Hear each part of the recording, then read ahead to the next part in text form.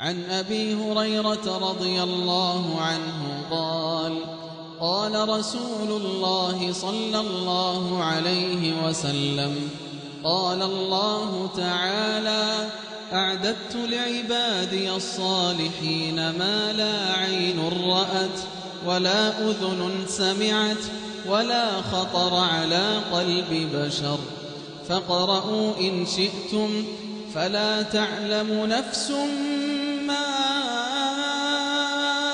أخفي لهم من قرة أعين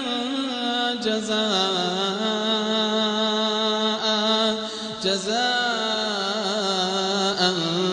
بما كانوا يعملون. متفق عليه.